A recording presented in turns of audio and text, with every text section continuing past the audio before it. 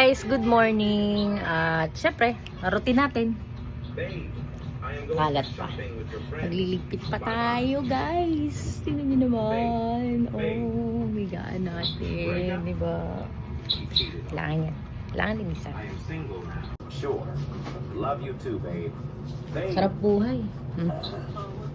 Another day, another mini vlog na naman tayo for today's video na day in my life ni isang raketerang bereterang pilingera, Asia's Remix. Dahil may nagbigay nga kay Habibi nitong langka, shout out sa'yo. Alam mo naman kung sino. Alamat! Wag na nga natin patagalin mga karimix. Eto nga at pinabalatan na ni Habibi. Nasabi nga ni Habibi na napakakunat ng balat. Kunat nga ng balat ng nagbigay.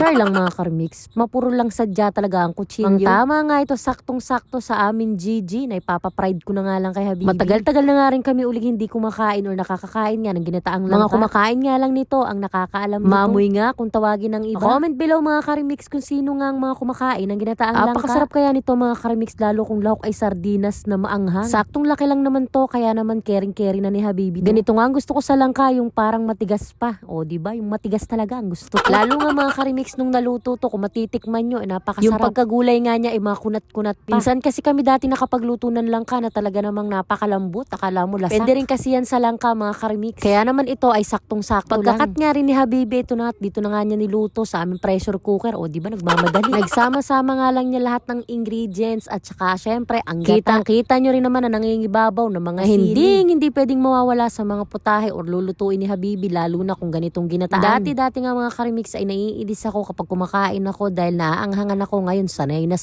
ako. Kasabay nga sa pag-iintay na maluto ang langka, ito nga at nakasalang na rin ang aming Gigi sa aming kawaling pangmalakasan na marami ng pinagdaanan. Maya pa nga, hindi ko alam, luto na pala ang langka. Tingnan nyo't nabawasan na nga. Busy kasi ako at talagang nabisit ako ngayong araw na to. Actually, nung nakaraang araw. Pero kailangan nating kumalma at kalmahan ng mga bagay-bagay para tumagal ang ating buhay. Makakain nga kami ng tanghalian. Pinaliguan ko na yung aking junakis at pati na rin nga ako dahil papunta nga ako sa clinic ni doktora sa aking dentist. I-adjust nga ng aking brace. Magsa-sunblock muna tayo at hindi pwedeng mawala to lalo na mainit na sa labas. Hindi na pati pwedeng mawala ang sunblock sa akin or sunscreen dahil napaka-sensitive na nga ng balat. Hindi rin naman ako pabata kaya naman kailangan alagaan pati ang kutis at ang sarili natin at ang ating kalusugan. Para hindi tayo ipagpalit. Char.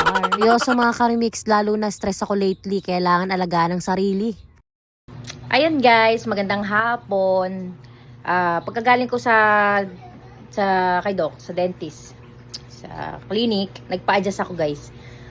Eto naman ang ginagawa ko ngayon. Tcharan! Labahin. Walang katapos ang labahin. O, diba? O, ganyan talaga pag vlogger. Lahat ng ginagawa mo, papakita mo.